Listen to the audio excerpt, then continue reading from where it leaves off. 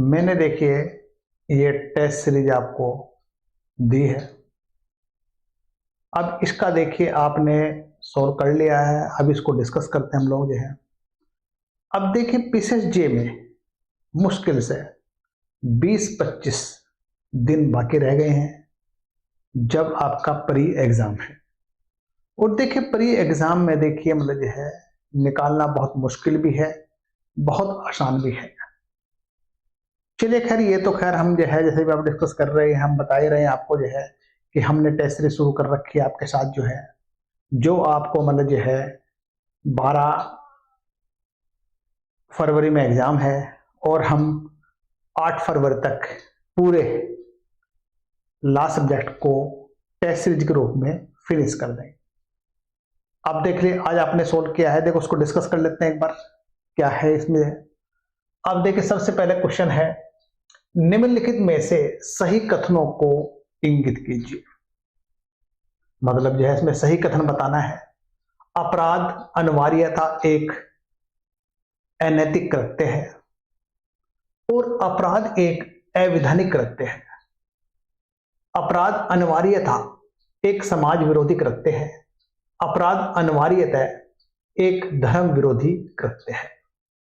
देखिए अगर हम जो है अपराध की बात करते हैं, अपराध जो न केवल विधि द्वारा वर्जित है बल्कि इसकी समाज की मान्यताओं के प्रतिकूल भी होना चाहिए और जो भारतीय दंड संहिता की धारा में इनको दंड होने का प्रावधान होना चाहिए। अब देखिए अगर हम बात करते हैं इसको जो है अपराध की बात कर रहे हैं, अपराध जो है एक अनिवार्यता समाज विरोधी कृत्य है। इसका आंसर बनेगा सी। सेकंड क्वेश्चन है, भारतीय दंड संहिता की धारा 34 के अंतर्गत संयुक्त दायित्वों के संदर्भ में निम्नलिखित में से गलत उत्तर को इंगित कीजिए। यानी इसमें गलत उत्तर बताना आपको, सही नहीं बताना आपको। आप बहुत सारे बच्चों ने क्या किया, इसमें सही को बता दिया आपने। अरे सही तो है, तो गलत है उसको बताना है। देखिए सामान्य आशय का अर्थ है विचारों का पूर्ण मिलन। सही है बिल्कुल जो है। सामान्य आशय का अर्थ है उसके ज्ञान और उसमें भागीदारी, यह भी सही है।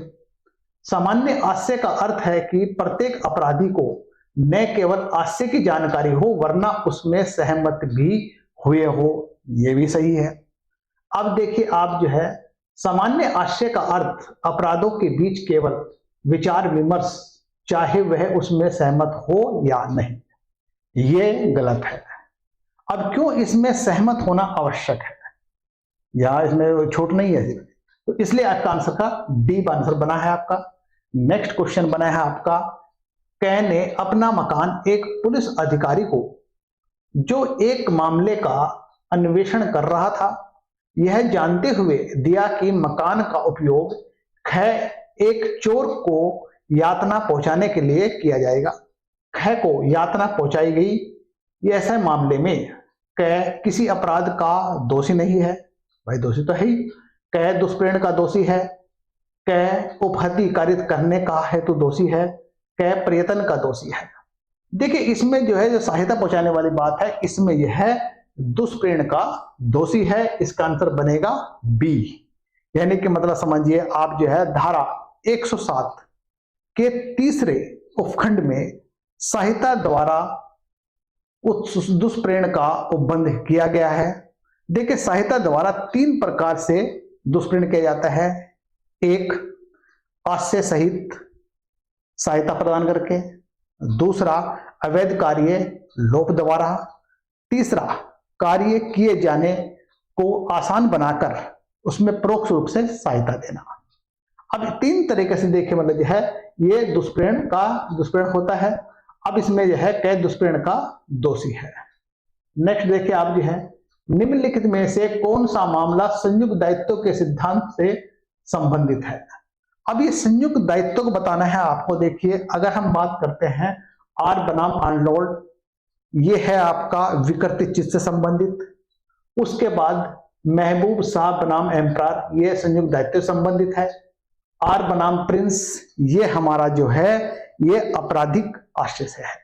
इसका मतलब हमारा आंसर जो है हमारा ये महबूब शाह बनाम एम्परर यानी कि बी आंसर हो गया है।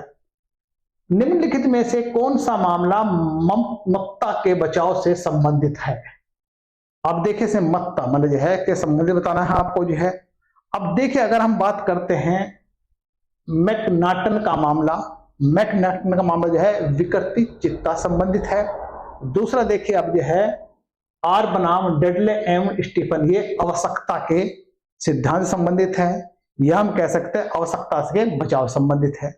तीसरा देखिए इसमें जो है क्या है आपका आर बनाम स्पाइसर, अब स्पाइसर है आपराधिक प्रयत्न से संबंधित है। अब इसका आंसर होगा डायरेक्टर ऑफ पब्लिक प्रोसिक्यूशन बनाम बियर्ड। नेक्स्ट देखिए आप जो है निम्नलिखित में से किस मामले में शरीर के प्राइवेट प्रतिरक्षा के अधिकार का विस्तार मृत्युकारी तक करने तक नहीं होता है? अब देखिए मतलब इसमें वो बताना है जिसमें हम मृत्यु नहीं कर सकते या किसी को मार नहीं सकते हैं। देखिए एक है व्यापरण करने के आशय से किया गया हमला। देखिए अगर व्यापरण करना है उसमें तो मृत्युकारी तक जा सकता है। दूसरा देखिए हमारा जो है अपहरण करने का आशय से भी ये भी मृत्यु तक कारित हो सकता है। तीसरा देखिए सदोष अवरोध के करने के आशय से किए गए हमले। अब देखिए अगर सदोष अवरोध की बात है तो सदोष अगर परिरोध हो, सदोष परिरोध करने के आशय से किया गया हमला तो वह मृत्युकारी तक किया जा सकता है। अब देखिए जो है बलात्संग करने का आशय से किया गया, देखिए बलात्संग में भी मृत्युकारी कर सकते हैं। अब जो इसका आंसर जो बनेगा आपका वो है सदोष अवरोध करने के आशय से किया गया हमला। देखिए सदोष अवरोध में है मृत्युकारी तक नहीं जा सकते परंतु सदोष परिरोध में जा सकते हैं। नेक्स्ट क्वेश्चन है निम्नलिखित में से किस मामले में संपत्ति की प्राइवेट प्रतिरक्षा के अधिकार का विस्तार मृत्युकारित करने तक नहीं होता है? अब मृत्युकारित करने देखिए अब रात्रि गृह वेदन, इसमें भी मृत्युकारित हो सकता है। गृह अतिचार या फिर लूट अग्नि द्वारा वृष्टि। देखिए रात्रो गृह वेदन, लूट और अग्नि द्वारा वृष्टि में मृत्युकारित किया जा सकता है। दूसरा देखिए गृह अतिचार में नहीं किया जाता है, गृह अतिचार में मतलब यह है प्राइवेट प्रतिरक्षा का विस्तार मृत्युकारित तक नहीं किया जा सकता है। एक बालक द्वारा ही अपराध कारित किया जाता है, वह भारतीय दंड संहिता की धारा 83 के अधीन बचाव का दावा करना चाहता है। निम्नलिखित में किस मामले में बचाव का दावा किया जा सकता है? अब देखिए इसमें सीधी सिंपल सी बात है, मतलब जो है आपका जो शुरू से बताया बहुत साल भाई है। अब इसमें देखें जब बालक 8 वर्ष से ऊपर परंतु 12 वर्ष से कम है, ये भी गलत है क्योंकि 12 वर्ष से 7 वर्ष से ऊपर होना चाहिए। अगर हम बात करते हैं बी की, बालक 7 वर्ष से ऊपर 10 वर्ष से नहीं, इसमें देखिए 7 वर्ष ठीक है पर 10 वर्ष से कम, 10 नहीं 12 वर्ष से कम होना चाहिए था, ये भी रॉन्ग है। अब देखिए जब बालक 7 वर्ष से ऊपर परंतु 12 वर्ष से कम है, ये आपका इसका सही है। इसमें धारा 83 के अधीन बचाव का दावा किया जा सकता है। जब बालक 12 वर्ष से ऊपर और 16 वर्ष से कम है, ये भी नहीं किया सकता है। इसका आंसर सी बनेगा। कॉमन लॉ के अंतर्गत आपराधिक मन स्थिति के सामान्य सिद्धांत की मान्यता प्राप्त अपवाद निम्नलिखित में से कौन सा नहीं है? अब देखिए इसमें जो है हमारा देखिए ल्यूक न्यूसेंस की बात करते हैं, ये भी है, आपराधिक उपलेख भी है, चोरी नहीं है। क्यों? न्यायालय और मानवी मतलब जो है इसमें अपवाद में आता है। देखिए चोरी नहीं आता कि चोरी जो है अगर हम बात करते हैं जो है चोरी जो है एक आपराधिक आशय यानी इंटेंशन का होना आवश्यक होता है। अब इसमें इसका चोरी बन जाएगा। अब नेक्स्ट है कै अपने मकान में रात्रि में घूमता है और जिसमें वह घूमने का विधिक अधिकारी है। कै सद्भाव में कै को गृह भेदक समझकर कै पर आक्रमण करता है। कै अपनी प्रतिरक्षा में कै पर आक्रमण करता है और उपहति कारित करता है। निम्नलिखित में से कौन सा कथन सही है? अब देखिए इसमें हमें सही कथन बताना है आपका जो है कै को कै के विरुद्ध शरीर की व्यक्तिगत या निजी प्रतिरक्षा का अधिकार प्राप्त नहीं है। देखो निजी प्राप्त है क्योंकि कै का कृत्य कोई अपराध नहीं है, ये भी हमारा गलत हो जाता है। कै को कै के विरुद्ध शरीर की व्यक्तिगत या निजी प्रतिरक्षा का अधिकार प्राप्त है यद्यपि कै ने तथ्य की भूल के अंतर्गत कार्य किया है, इस प्रकार कोई अपराध नहीं किया गया है। सी कै और कै दोनों एक दूसरे के प्रतिरक्षा निजी प्रतिरक्षा का अधिकार नहीं रखते हैं, इसमें आंसर जो बनेगा आपका ये बी बनेगा। कै को ख के विरुद्ध शरीर की व्यक्तिगत निजी प्रतिरक्षा का अधिकार प्राप्त करने हैं, यद्यपि ख को तथ्य की भूल के अंतर्गत कार्य किया गया है, इस प्रकार कोई अपराध नहीं किया गया। इसका आंसर बी आंसर बनेगा। नेक्स्ट, निम्नलिखित में से कै दुष्प्रेरण के अपराध के लिए दायित्वाधीन होगा। अब देखिए मतलब जो है दुष्प्रेरण मतलब जो है उकसाकर, मतलब हमने बताया पहले आपको जो हमारा दुष्प्रेरण की बात है 108 की बात करते हैं हम जो है। अब देखिए अब जो है जब वह ख को गै की हत्या करने के लिए दुष्प्रेरित करता है और ख गै की हत्या कर देता है, ये भी दुष्प्रेरण के अपराध के दायित्वाधीन है। दूसरा, जब वह ख को गै की हत्या के लिए दुष्प्रेरित करता है और ख गै की हत्या करने को मना कर देता है, ये भी दुष्प्रेरण के दायित्वाधीन आता है। जब वह ख को एक पागल व्यक्ति है एक गै को मृत्यु कारित करने के लिए प्रेरित करता है तो ख गै की मृत्यु कारित कर देता है, ये भी मतलब जो है दुष्प्रेरण के अपराध के दायित्वाधीन है। इस प्रकार देखिए ये तीनों के तीनों ही मतलब जो है दुष्प्रेरण के अपराध के दायित्व अधीन आते हैं। नेक्स्ट क्वेश्चन है, निम्नलिखित में से किस परिस्थिति में अपराध घटित हो सकता है यद्यपि कार्य आपराधिक आशय से नहीं किया गया है। देखिए आप जो है, अब देखिए आप जो है इसमें देखिए प्रतिनिधि दायित्व के मामले में, कठोर दायित्व के मामले में, राज्य के दायित्व के मामले में, संयुक्त दायित्व के मामले में। अब देखिए कठोर दायित्व के मामले में मेरा अपराध घटित हो सकता है यद्यपि कार्य आपराधिक आशय से नहीं किया गया था। देखिए यहां कठोर दायित्व की बात हो रही है।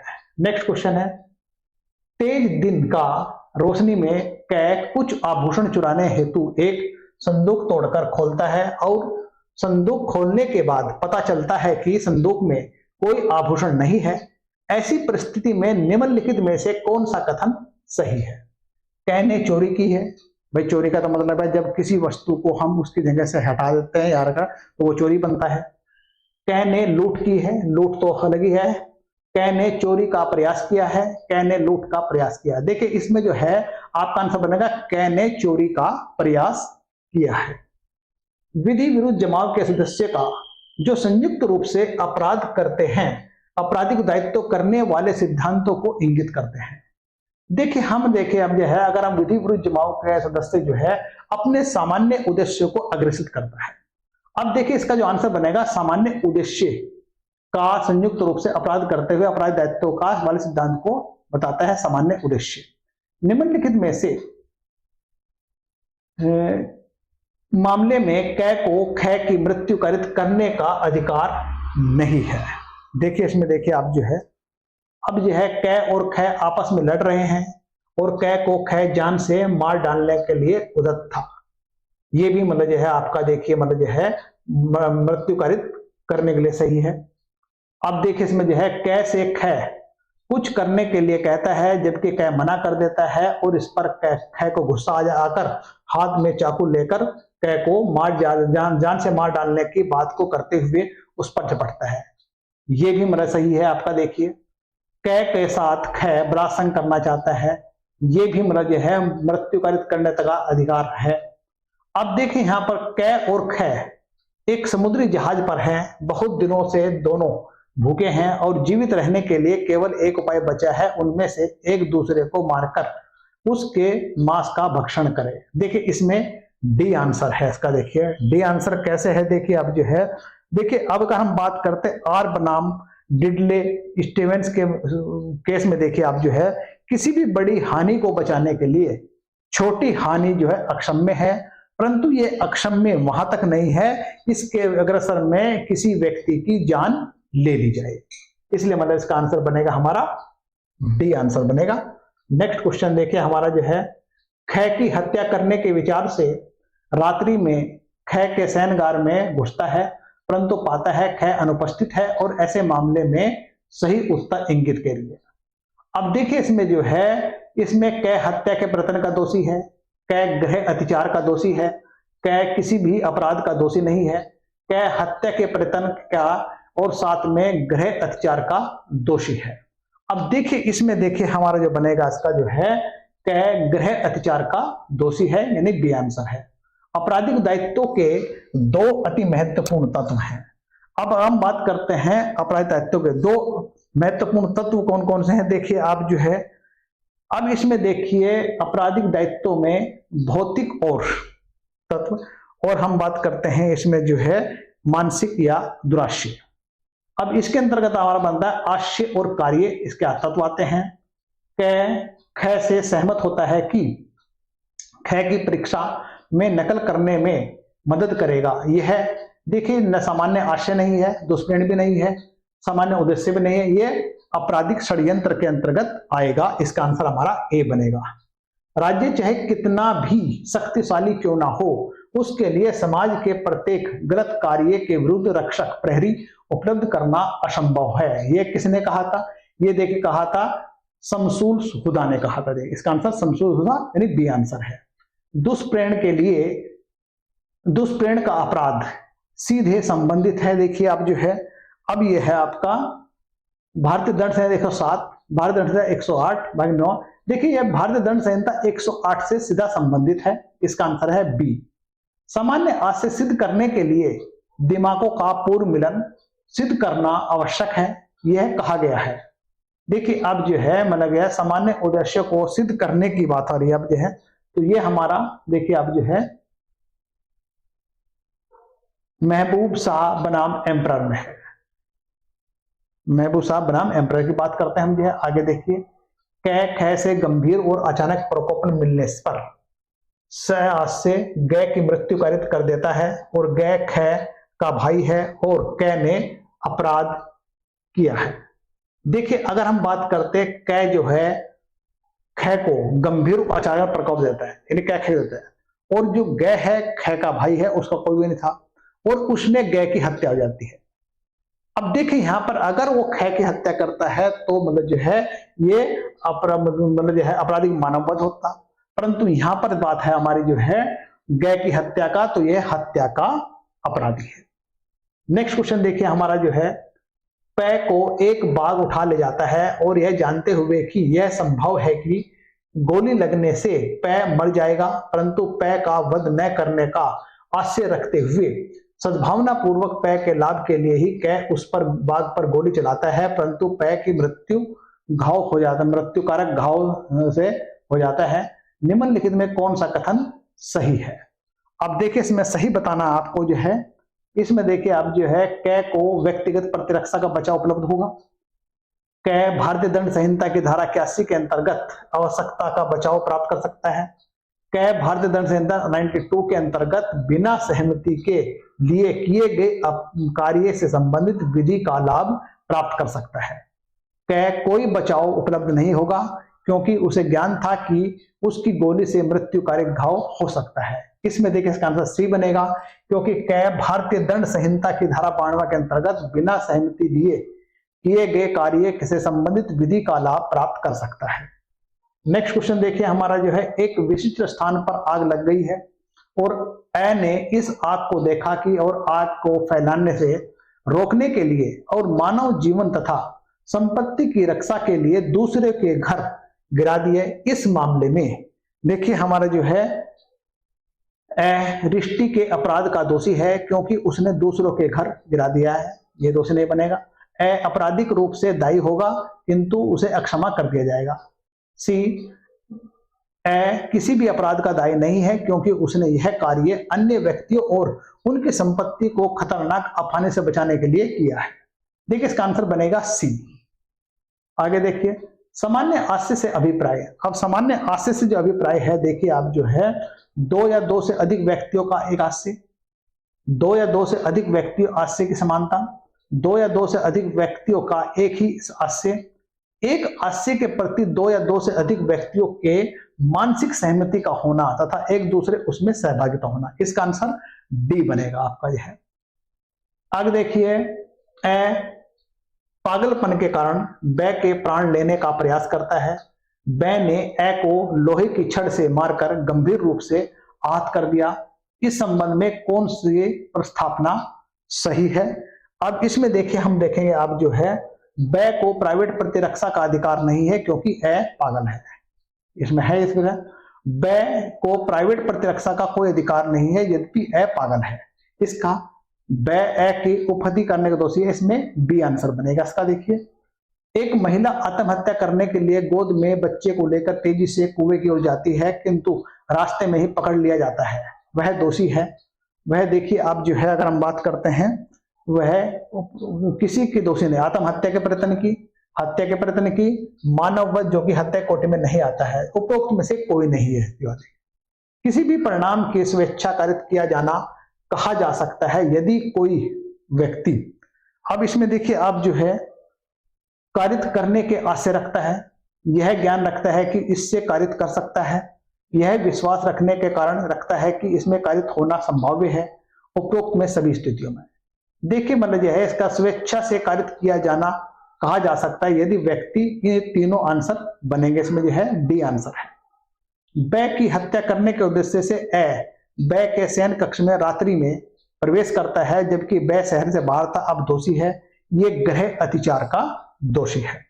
नेक्स्ट क्वेश्चन, क एक पुलिस अधिकारी है, न्यायालय उसे आदेश देता है कि वह ख को गिरफ्तार करे और सम्यक जांच के उपरांत ग को ख समझकर क ने ग को गिरफ्तार कर लिया। इस प्रकरण में देखिए आप जो है, क सदोष प्रतिरोध का दोषी है, क तथ्य की भूल का बचाव ले सकता है, क विधि की भूल का बचाव ले सकता है, क सरकारी सेवा में किए गए कार्य का बचाव ले सकता है।